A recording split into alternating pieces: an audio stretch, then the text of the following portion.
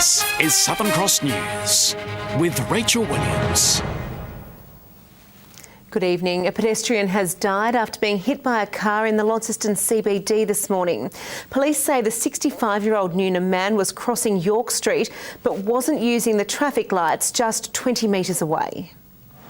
At around 9 o'clock this morning, a 65-year-old man attempted to cross a busy road in the Launceston CBD when he was struck by a car. Police say the Newnham man didn't use the pedestrian crossing on York Street. We believe that the pedestrian has walked in front of the motor vehicle. As to who is at fault, we don't know, other than it was around 20 metres from the pedestrian lights, crossing lights, and he's been hit. He was rushed to hospital where he later died from his injuries. The 70-year-old Newstead driver of the Subaru is assisting police with their inquiries. York Street is a very busy street. There's cars parked on both sides of the road. Often people are getting in and out of vehicles and moving between them, so drivers need to be conscious of that and pedestrians need to be conscious of the other road users. This is the second fatality on Tasmanian roads in less than 24 hours, bringing the state's road toll to 29. The speed limit on York Street is 50 kilometres per hour and police advise motorists to drive to the conditions. Anyone who may have witnessed the incident is urged to contact Tasmania Police. Rita Risk, Southern Cross News. The search continues for a Launceston man who's been missing in bushland south of Dover since Saturday morning. More than 60 SES workers and volunteers have today been scouring the Strathblane area to find Bruce Fairfax, who has now spent 3.5 days without his medication for Parkinson's disease. His family isn't giving up hope to find the former grammar school teacher, but is becoming increasingly desperate. This is the incredibly difficult terrain crews are dealing with on the third day of the search for Bruce Fairfax. Among those desperately searching, the family of the 66-year-old. My sister's out with a search team and Mum and I have just been going up and down the track. His wife and dog have remained at the site since Saturday. His two daughters have flown in from interstate to assist with search efforts. They say they aren't giving up hope to find their dad just yet and are doing what they can, including leaving this heartfelt note for him at the start of the track. He's amazing. He's a very well-loved man, which is why there's people coming from everywhere now to help. But they hold concerns as Mr Fairfax requires medication for his Parkinson's disease. His last dose was 8 o'clock on Saturday morning. He's going to be less able to move and to think as intelligently as when he has had his medication. We're expecting to find him off the track. We don't expect him to acknowledge us or try and wave us down or self-help himself. We're going to have to come across him. Emergency services leaving no stone unturned, with the Westpac rescue helicopter and more than 60 SES and bushwalking volunteers today scouring the area. Late this afternoon, a tracker dog was deployed to try and find his scent. And it's the type of terrain that you can't walk through. If you want to get through it, you get on your hands and knees and you push through it. Mr Fairfax recently retired as a teacher at Launceston Grammar, where he taught for over 20 years. He left such an impression on these past students, they've today joined in the search. You know, really here to get out and try and lend a hand and use some of the skills that he imparted with us and, you know, to help find him. We plan to be here all day if that is how we can help. The pair started walking along this track on Saturday morning. Bruce's wife, Louise, went ahead to take photos, but realised something was wrong and raised the alarm when the family dog came back alone. They love being outside. But while the search continues, the family is left anxious and a dog wanders near the search site, waiting for her owner to return. Louise Hedger, Southern Cross News. 3 men have spoken to Southern Cross News, telling of the moment their boat engine failed, smashing their vessel into sharp rocks off the state's northeast coast. The men from Victoria set off from Bridport yesterday, but didn't make it far before things went wrong. A harrowing experience that could have cost 3 men their lives. The crew set off to Victoria yesterday from Bridport when their engine gave way 1.5 nautical miles off Waterhouse Island. Wave after wave, the crew were battered by the swell, fearing the worst as the winds refused to let up. Just belting us the whole time, pushed us straight on the rocks, and so we made a sea anchor out of a big bucket and a suitcase. They slowed us down a fair bit, but still not quite enough time. They were stranded with nowhere to go but straight into the rocks. Thinking quickly, they grabbed as much as they could from the 41-foot steel cruiser vessel and jumped out into the dinghy, with not a moment to spare. What was going through your head when this was all happening?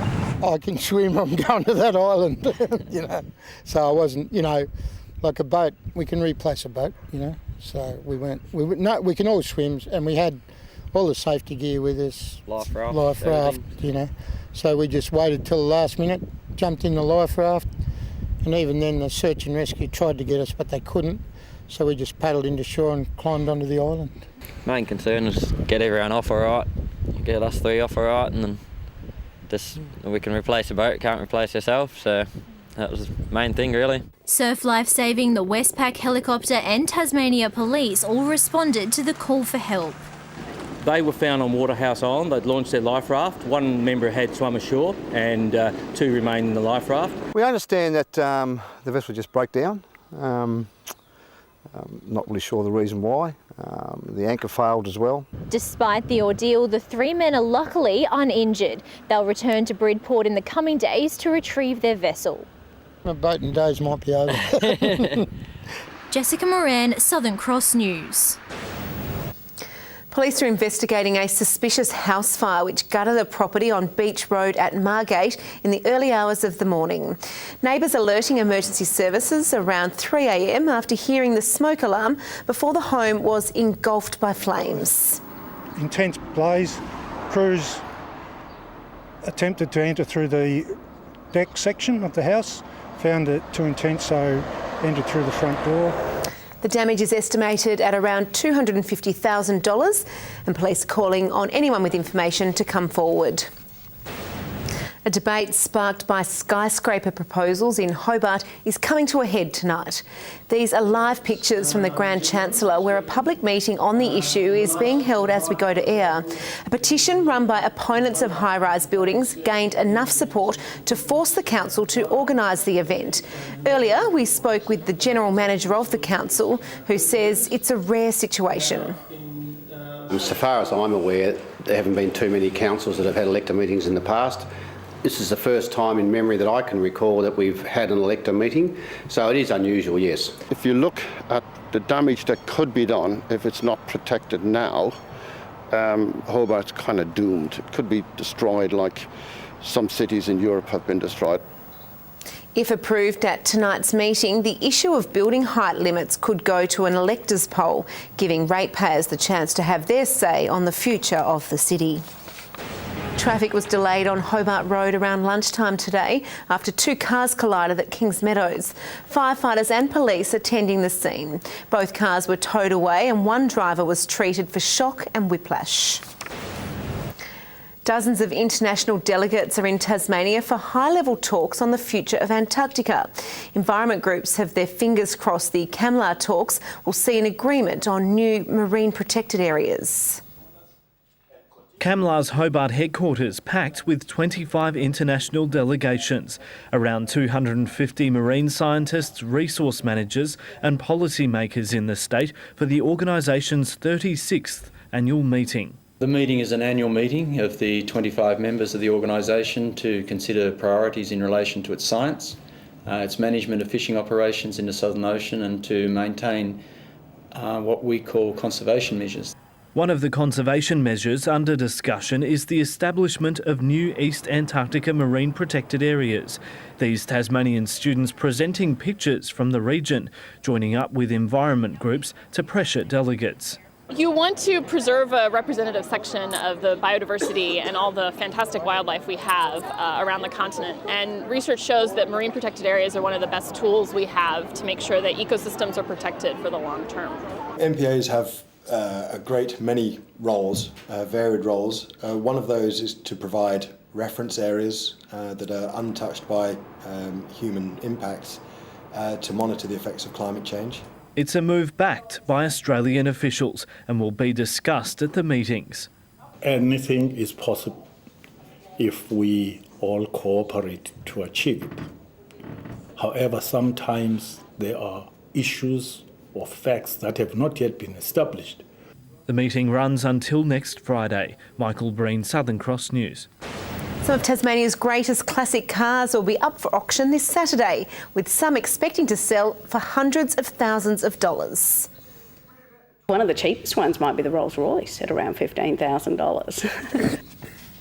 Personalised number plates and memorabilia will also go under the hammer. We are lucky enough to have 2 single-digit number plates, which is going to attract a lot of attention. The last one we had, and the first one we had, was number 1 that sold for $310,000. The auction comes off the back of last year's inaugural event success, which broke Australian records. The collection will go under the hammer on Saturday at 1 o'clock. Tasmanian social services are turning to young people for their ideas on how to fight poverty. Colony 47 set up a youth forum at Parliament House to come up with solutions to the issue. We're rapidly ageing as a population. The future leaders are actually going to be these young people, so it's time for us to start investing in them. The event was held as part of Anti-Poverty Week. Now a look at business and finance with thanks to Tasplan, your local super fund. Strong prices for iron ore and growing global economic strength have helped propel the Australian share market to a 5-month high. The ASX 200 index has risen by 32.6 points. And a short time ago, the Australian dollar was trading at 78.74 US cents and 109.73 New Zealand cents. There may still mathematically be a chance of making the JLT One Day Cup finals, but realistically it's another story for the Tasmanian Tigers. The side is preparing for its first home match of the domestic season against Queensland tomorrow, but will have to win big to keep the dream alive. After the results failed to go their way yesterday, the Tigers need to secure the elusive double bonus point at Blunston Arena tomorrow to be any chance of playing finals. It's half, so we need to get the runs in 24.5 overs or restrict them to half our score. It is a tough ask, and that's why there's not many of them. But given finals were nothing more than a pipe dream following the side's horror start to its One Day Cup campaign, Griffith says they've barely been discussed. It's important you don't go into the game thinking like that. You actually go in the game to win it first, play the way you normally play, and then when an opportunity arises throughout the game to maybe push for certain things. Our main focus going into this tournament was to improve and get better and to change the game plan of how we approach things. And we've had some real wins along the way with that. Tim Payne joins the list for tomorrow's clash with the Bulls, but Aussie keeper Matthew Wade will retain the job with the gloves, leaving Payne to focus purely on notching up the runs. Oh, look, he's had his most success opening the batting. We'll have a look at that tonight at training and make that assessment from there. And the Tigers aren't the only ones preparing for a big summer, with UTAS Stadium transforming from football to cricket oval today, ahead of the Hurricanes BBL and WBBL matches on December 30 and 31. All of our tickets are going on sale as of 10 o'clock today, including for the first time the Hurricanes coming to UTAS Stadium. With the Purple Army, we expect to fill this place and we'll be pumping. The bid to have a Tasmanian side in the NBL by the summer of 2019 is edging closer to reality, according to Hobart Chargers President David Bartlett. But it won't be cheap, with millions in private and state government investment needed to get the deal across the line. Having spent the past 2 weeks in Queensland studying the inner workings of NBL club the Cairns Taipans, the Chargers president believes Tasmania is in the box seat to becoming the next state awarded an NBL licence. We really need to get our skates on and start putting this together now. Easier said than done, considering the financial commitment required just to get the concept off the ground. The Cairns Taipans business model is a revenue structure of about $3.1 million. At the other end of the spectrum, you've got Melbourne United with a budget of about $10 million. I think Tasmania needs to build a revenue structure for an NBL club at around $5 million. Meaning the club's potential owners would have to dig deep into their own pockets. Bartlett says he's already in talks with 2 of them. Probably half a dozen people in Tasmania that could fill that bill, and there's probably another half a dozen on mainland Australia who want to be in the NBL and would see Tasmania as an opportunity. With the goal to enter the NBL by the summer of 2019, the Chargers president is calling on the state government for more immediate funding to help put together the business model. And with a state election planned for February, the former premier senses an opportunity. You never hold off pushes until after an election. You always put pushes before an election. Trust me on that one. Bartlett hopes to have the business plan done and ready to pitch by mid-next year. When we go and talk to Larry Kesselman, we are going to have a really professional bid and a really deep understanding of how we're going to run this club. Good evening. Hobart, 24 degrees today, Launceston 23, but just 14 in Burnie and 15 in Devonport. 28 was the high at Campania as maxima varied significantly, below average over the northwest and up to 10 degrees above average elsewhere. Fingal 27, Bushy Park 26, Grove and Ooze 25, Butler's Gorge 24 and Lyawini 23. Bit cooler in the east, St Helens 19, Strawn and King Island 17, Low Head and Flinders Island 16 degrees. An extensive area of low cloud surrounds Tasmania and an area south of the Bight. There is a cold front that's crossing the west coast of WA, but the rest of the nation mostly cloud-free, apart from some convective cloud over Queensland. There's a close-up, mostly clear skies over the state today, some low-level cloud over the north and west coastlines. Tomorrow, the high will strengthen to the east as a series of cold fronts pass to the south and southwest of the continent. A trough develops over South Australia. North to northeasterly winds tomorrow at 5 to 15 knots, reaching 20 knots over the east and west. Winds below 10 knots over the southwest lakes. Tuesday, fine and sunny and up to 26 degrees for Hobart, 18 the top for Adventure Bay, Tarraleah, lovely and 25. Launceston, fine and sunny, 25 the top, 18 for Devonport, Bridport sunny as well and 19. Burnie sunny, 18, getting up to 28 degrees for Strawn, 19 the high for Marrawar. And in the east, mostly sunny, 23 for St Helens, Swansea 26 and 22 for Whitemark. And the UV has zipped up a bit to high to very high.